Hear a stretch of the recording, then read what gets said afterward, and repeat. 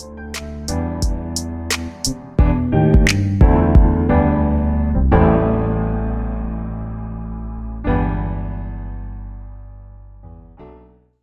back to the Small Business Show, where you get to hear the journey, find the challenge, and create solutions. I'm your host, Lori Brooks, and I thank you so much for joining me today. If you're enjoying the show, don't forget to subscribe, like, and share. This week, I have the absolute pleasure of chatting with David Hill, a seasoned real estate broker with over 21 years of experience in the industry. David excels in aiding real estate agents and sales professionals to overcome objections, enhance communication, and boost their sales closure rates. With a diverse background spanning over 36 years in sales across various industries, David is a true expert in phone sales training. As the host of the popular Path to Mastery podcast, David has interviewed renowned figures like Gary Vaynerchuk, Mel Robbins, and Grant Cardone. He is also a certified mentor, a 10X business coach affiliated with the Cardone brand, and the author of The Sales Playbook and Getting Your Quality of Life Back. Additionally, David is a nationally certified trainer for the One Thing book. Committed to personal mastery, David continuously seeks self-improvement and aims to inspire millions to lead more fulfilling lives. David, welcome, and thank you so much for joining me today. Yeah, absolutely. Thanks for having me today. Of course. I am super excited to dive into your entrepreneurial journey. But before we do, I want to rewind the clock. I want to go back to the days of, say, high school or junior high. Think about a time when an aunt or an uncle or even a mentor would have asked you what it is you want to be when you grow up. What was your answer to that question back then? Oh man, you're gonna make me feel bad now. Geez, I wanted to be a race car driver. Like literally, I wanted to be a NASCAR driver or like a Indy driver, and yeah, that just didn't happen for me. So, so now I'm all done. The show's done. Sorry, I'm gonna go mope. Now I mean, honestly, that's what I thought of as a kid. I wanted to be a mechanic, honestly, an auto mechanic. I love cars. Probably why I wanted to be a race car driver. I ended up actually being an auto mechanic out of school. I worked at a Ford dealership for a couple of years, and then I was like, this is like not necessarily what I want to do. So so yeah, that was it. I understand wholly. And you know what? You're not the only one. You know how many of us start off thinking X, Y, and Z or this, that, and the other thing? You have no idea how many interviews I've done where people have thought one thing and the journey turns out to be something very, very different. What was it for you that shifted that moment for you when you decided, okay, you know what? Maybe those aren't the things for me. What was it for you that made you decide that entrepreneurship was something that was an idea or an opportunity? Where did that come into play for you? I'm not a, I mean, as far as being an entrepreneur, I didn't become an entrepreneur until later in life. But I remember working in a gas station. I worked after I left the dealership, I was working in a local gas station as a mechanic, and the guy was a good guy, friend of my mom's. And I just remember these kids came in and they were in a Mustang, and I was the mechanic, and I had all the greasy fingers, and just the way they made me feel was just weird. I just felt like, man, I can do more than what I'm doing now. And, get some sales that were offering, like, hey, make $100,000 a year and wear a suit to work. And so I applied for a job as a telemarketer, and I did that for a while, and I did pretty good at it. And then eventually ended up going to work for my mother's company, and she published a magazine at the time. I didn't really want to work with the family business, but I ended up doing it, and it was actually a great launching pad to my real estate business in Korea.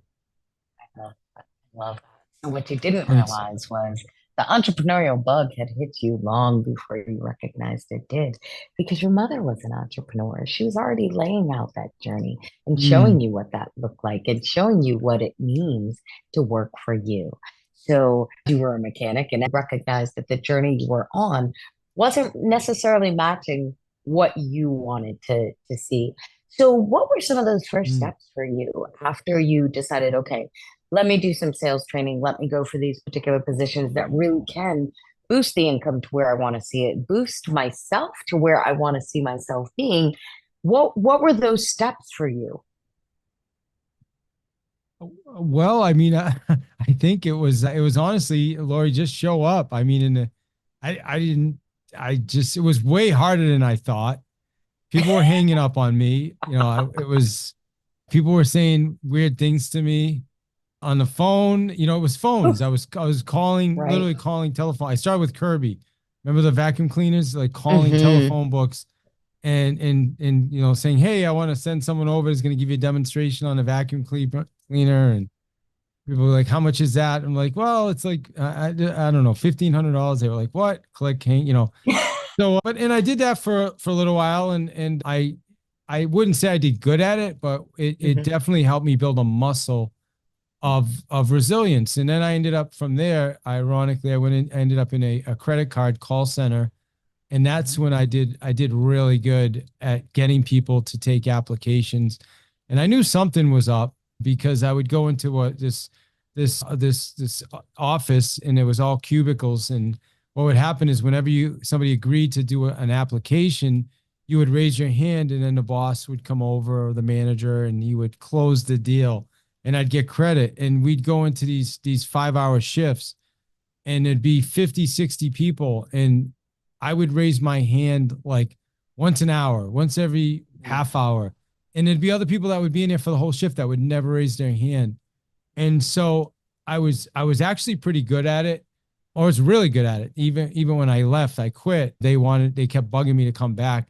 But what I learned was that I learned is I was getting people to do credit card applications that probably shouldn't even have been doing credit card applications. Think about that. 35 years ago, 36 years ago, Hmm. on calling people and saying, hey, let's do a credit card application. Right. I mean, that's why it's not legal now, right? But I back was then, just gonna say, wow. yeah, that was how you did it. And it wasn't like, well, hey, it's grandma's 70 years old, right? So, I just felt like something was wrong. Hmm. And I ended up talking to my mother, and she had published a magazine. I did not want to work with my mother, but I ended up doing it, and it was a blessing. And I did it for 13 years, and we built the magazine, and I got tons of clients: Verizon, AT&T, Benjamin Moore Paints, like all national clients, literally cold calling, like just cold calling other magazines and ads, and it was good. And I was dressing nice. Like I take a lot of pride in how I dress, and I keep my fingernails nice and clean, and so it was nice. It was making money, dressing nice, wearing a suit. And so I was like, okay, this is better. I like this better. This is better. I hear you. You went down a path Nothing in which against you were more mechanics. comfortable. Good No, friend, a not at good friend all. of mine's a mechanic. He owns a body shop. He does very well for himself, but that's his life. I mean, his life is My in that body father's shop actually a all day. retired Yeah. mechanic, so he recognized, okay, you know what? I didn't want to work on the magazine, but sometimes you make flexes and changes that kind of fit the path better than what you anticipated them fitting. So once you had taken on this journey and joined your mother with working in the magazine and started developing your own clients, what was the point for you that made you recognize, okay, you know what? Maybe I want to go into real estate sales. Where was that moment for you that made you recognize, okay, real estate is the thing that I want to do?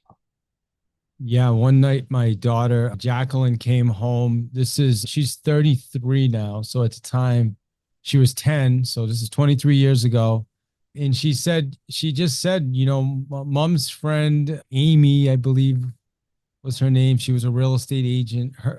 Not her friend's mother, not her friend's mother makes a lot of money selling real estate. Dad, you should get your real estate license. And I was like, what? Like, that doesn't even make sense. Like, do I not make enough money for you, first off? Like, right?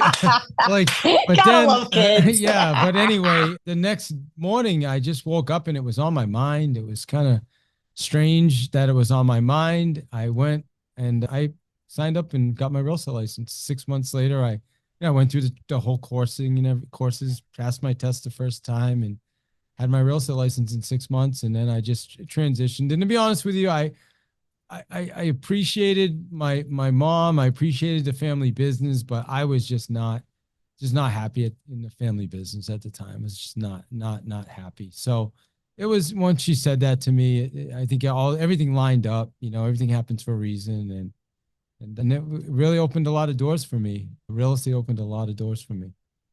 That's the timing, definitely. You never Yeah. know when or where that inspiration might come from. And oftentimes it's the most random moments. I love that your daughter was just like, hey, you should do this. Yeah. Yeah. That's so Exactly. classic. That's so classic when it comes to kids. I 100% follow you there. So kudos to her for that inspiration and kudos to you for taking note of it and for having it like ruminate and really become something that you took on and moved forward with. So once you got your real estate license and you went ahead and found a brokerage to start working through, what do you feel like were some of the headaches or hiccups that you did run into as you launched your real estate career? Well, I mean, I think I don't know. Well, I did really good in real estate. Like I killed it because I had all that experience, in sales. And so in a lot of ways, I got lucky, I guess, because I joined a team and the owner of the team taught me to go after for sale by owner sellers. So what I would do is I would find somebody like somebody selling a house themselves that is trying to avoid using a realtor, and I would call Mm-hmm. them and I would converse with them and get in conversation with them, and just over time, if the house didn't sell, then they would end up listing with me, and I got Mm-hmm. really good at that right out of the gate. I found some that were actually really motivated right away that I literally ended up going over and listing the properties my first month in the business. And I was Nice. just, I would say the challenges were at some point, you know, before we started recording, we were talking about like systems, Mm-hmm. leverage, right? Like there came a point where it was like I was working 85 hours a week, right? It consumed my life. I mean, I was making good money, but at the end of the day, I was working so many hours, it didn't matter. Mm-hmm. And so I think that was a point where if, it was about 6 years in, I was, was one of the top agents in our office in the MLS. But I was stressed. I didn't like the business anymore. I wasn't enjoying it. And that was when I hired my first business coach, and he helped me to build a business, right? I went from having a job as a real Mm-hmm. estate agent to building a real estate business and building a team and hiring some talented people. And I think that's when it really changed for me. It was the focus and direction of really hiring on a coach that helped you recognize, okay, Yeah. maybe I need to pivot in once again, because that's what this journey is filled with. It's filled with changes, it's filled with ups and downs, and it's the one thing that we should all get comfortable with is being uncomfortable and recognizing that nothing's going to stay the way that it was. Everything changes on a regular basis. So you found a coach, your coach supported you to kind of move through the growth of building out your team, and now you are nationally recognized and your team is doing amazing things. So please share with us a bit about where you are today with your real estate company. Yeah. So my real estate company. So I was with Keller Williams for a long time. I always say I grew up in Keller Williams. I was there for 17 years. And then I ended up moving to Connecticut. I ran three of their offices for 2 years. We recruited 200 agents into their system, me and a small team, which got me recognized to actually work directly with Gary Keller. But bottom line is COVID hit. And when COVID hit, I was a recruiter for Keller Williams. I was calling independent brokerages Mhm. around the country, and that stopped, right?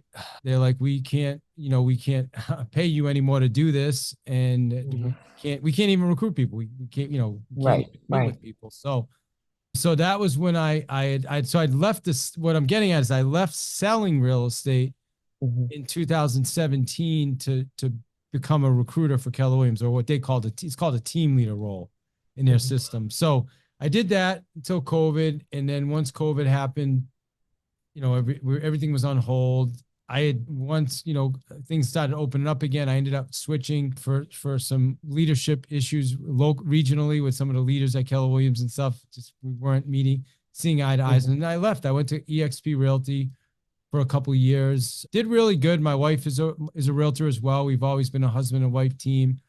And then I transitioned, Lori, into more training, coaching, and consulting in 2020 and 21.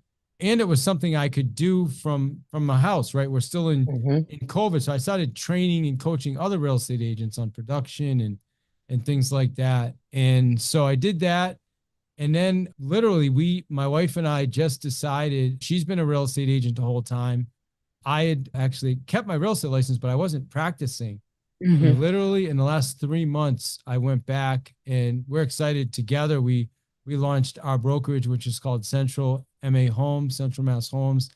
And we are just killing it right out of the gate. I mean, it's fun. It's nice we're doing something together again, because we really haven't in a while, and it's been great. And I still have, a 15 clients, real estate agent coaching clients. So I'm helping them with production. It's putting me back into production. Literally before I got on this call with you, I set 2 appointments to meet with sellers tomorrow.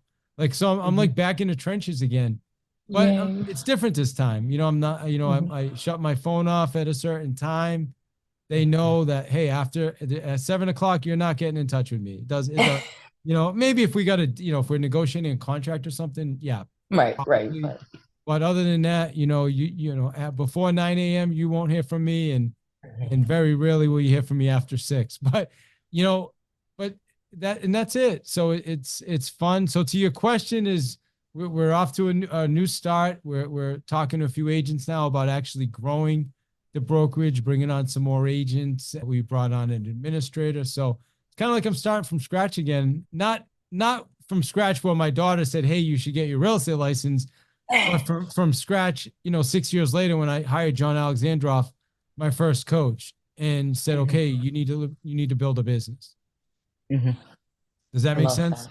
It does make sense. Yeah. Exactly. I love it. So you are now back in the brokerage. You're back in the sales. Yeah. So, I mean, you went into podcasting for a bit, and you're still podcasting. Oh yeah, I'm going to keep podcasting. Back to Sales Mastery podcast. Yeah. And definitely you guys have to go check out the show.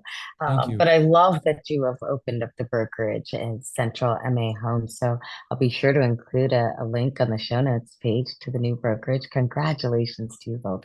It is very, very exciting. So, but I love how you explained the journey.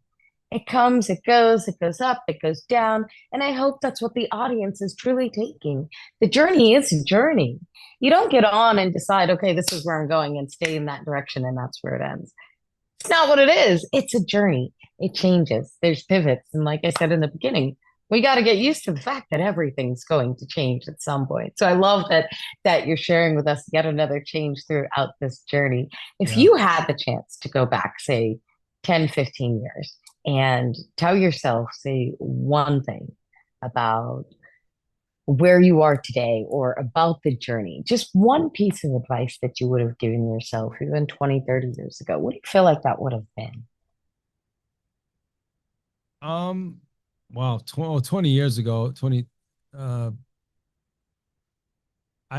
good question. I mean, I think 20 years, I've been sober 23 years. So clearly that has been a big change for me. So I'm grateful for that.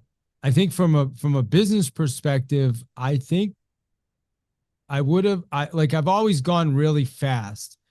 And I've always been more of a task focused person as opposed to a relationship / people focused. Even though I was able to kind of set up relationships, or like I shouldn't say a relation, I'd set up like a service level that, do you understand what I'm saying? So like we could set up like a system that makes it like they're getting served.